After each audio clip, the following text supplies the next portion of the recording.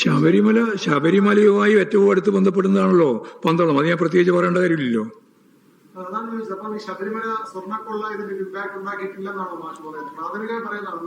അല്ല, അത് നമുക്ക് നോക്കിയിട്ട് പറയാം. മുഴുവൻ നോക്കാണ്ട് വെറുതെ ഒരു ഉത്തരം പറഞ്ഞിട്ട്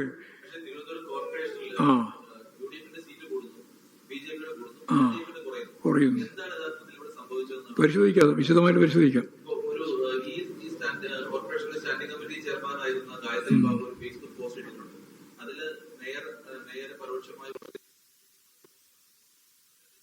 അമ്മാതിരി പോസ്റ്റ് ഇടുന്നതിനോടും ഞങ്ങൾക്ക് യോജിപ്പില്ല.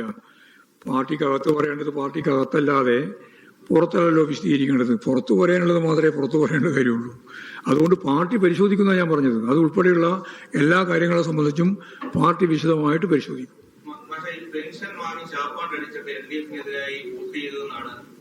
അങ്ങനെയൊന്നും പറഞ്ഞിട്ടില്ല.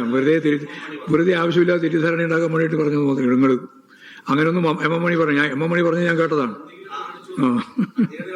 എന്ന് പറഞ്ഞാൽ ആനുകൂല്യങ്ങളെല്ലാം കിട്ടിയ ആളുകൾ വോട്ട് ചെയ്തിട്ടില്ല എന്നുള്ള രീതിയിലാണ് അദ്ദേഹം പറഞ്ഞത്. അത്രേ കണ്ടു. അതിനാണ് അത് വലിയ രീതിയിൽ ഫോക്കസ് ചെയ്ത് വേറൊരു വാർത്ത ഉണ്ടാക്കാൻ ശ്രമിക്കണ്ട. അദ്ദേഹത്തിന്റെ ഒരു സാധാരണ സ്റ്റൈലുണ്ടല്ലോ, ആ സ്റ്റൈലിൽ പറഞ്ഞതായി കണ്ടാൽ മതി. ഏറ്റവും വെറുക്കപ്പെട്ട സർക്കാരാണ് CPM-ന്റെ സർക്കാർ. ഇപ്പം LDF-ന്റെ സർക്കാരാണ്. CPM-ന്റെ കമ്മ്യൂണൽ അജണ്ട, പിണറായിയുടെ നേതൃത്വത്തിലുള്ള കമ്മ്യൂണൽ അജണ്ട പാർലമെന്റിന് മുമ്പേ അത് ന്യൂനപക്ഷ വർഗീയ പ്രീണനമായിരുന്നെങ്കിൽ അതിനുശേഷം അത് ഭൂരിപക്ഷ വർഗീയ പ്രീണനത്തിലേക്ക് പോകുന്നു. അല്ല, അവർ ചെയ്തുകൊണ്ടിരിക്കുന്ന കാര്യം മറച്ചു വെക്കാൻ വേണ്ടി പറയുന്ന കാര്യങ്ങളാണതെല്ലാം. UDF ചെയ്തത് വർഗീയ ശക്തികളുമായി പരസ്യമായും രഹസ്യമായും കൂട്ടുകെട്ടുണ്ടാക്കിയ ചെയ്തേ. അത് ഞാൻ ആദ്യം പറഞ്ഞിട്ടുള്ളതാണ്. ജമാഅത്തെ ഇസ്ലാമിയുമായിട്ട് ബന്ധപ്പെട്ടുണ്ടാക്കിയിട്ടുള്ള കൂട്ടുകെട്ട് അവർക്ക് 2 സീറ്റും അതുപോലെ തന്നെ വോട്ടുമൊക്കെ വർദ്ധിപ്പിക്കാൻ ഇടയാക്കും എന്നുള്ള കാര്യം ഞങ്ങൾക്ക് തർക്കമില്ല. പക്ഷെ അത് ദുരവ്യാപകമായ ഫലമുളവാക്കുന്ന ഒന്നായിരിക്കുമെന്നാണ് അന്നേ പറഞ്ഞത്. ഇന്നും അത് തന്നെയാണ് പറയുന്നത്. അവരതൊക്കെ ഉപയോഗിച്ചിട്ടുണ്ട്. അത് ശരിയാണ്.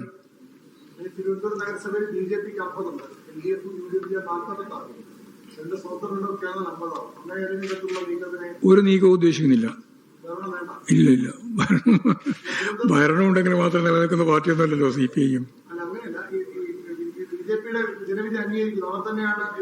അല്ല, അവർക്ക് അവരുടെ ഭൂരിപക്ഷമായിട്ടില്ല. അവർക്കും ഭൂരിപക്ഷമില്ല. 51 സീറ്റുണ്ട്. 50 സീറ്റ് കിട്ടിയാൽ 101 സീറ്റുണ്ടല്ലോ. 50 സീറ്റ് കിട്ടിയ ഭൂരിപക്ഷമല്ല. പക്ഷേ ഉള്ള ഒന്നാമത്തെ കക്ഷി അവരായിരിക്കും വരിക. അത് നമുക്ക് നോക്കാം. പിന്നീടുള്ള സാഹചര്യങ്ങൾ എങ്ങനെയൊക്കെ ഡെവലപ്പ് ചെയ്യുന്നതെന്നും പറയാൻ സാധിക്കില്ല. പക്ഷെ ഞങ്ങൾ കോൺഗ്രസുമായി ചേർന്ന് BJPയുമായി ചേർന്ന് കോൺഗ്രസിനെയോ ഇവിടെ കേരളത്തിൽ ഒരു നിലപാട് സ്വീകരിച്ചുകൊണ്ട് മുന്നോട്ടേക്ക് പോകാൻ ഉദ്ദേശിക്കുന്നില്ല.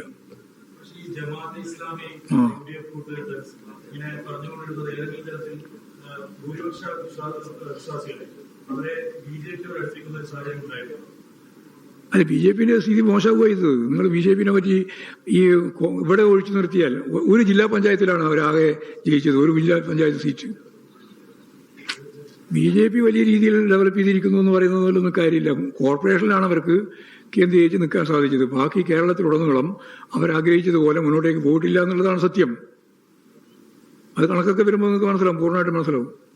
അതാ ഞാൻ പറഞ്ഞത്, ഒരു ജില്ലാ പഞ്ചായത്ത് മെമ്പറാണ് അവർക്ക് ആകെയുള്ളത് BJPക്ക്.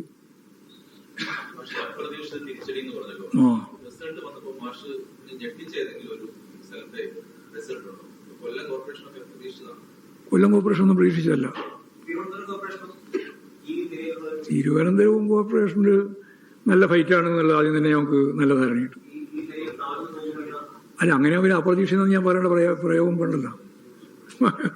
അപ്രതീക്ഷിതമായ പരാജയമാണ് സംഭവിച്ചത് എന്നത് ഉറപ്പിച്ച് പറഞ്ഞല്ലോ.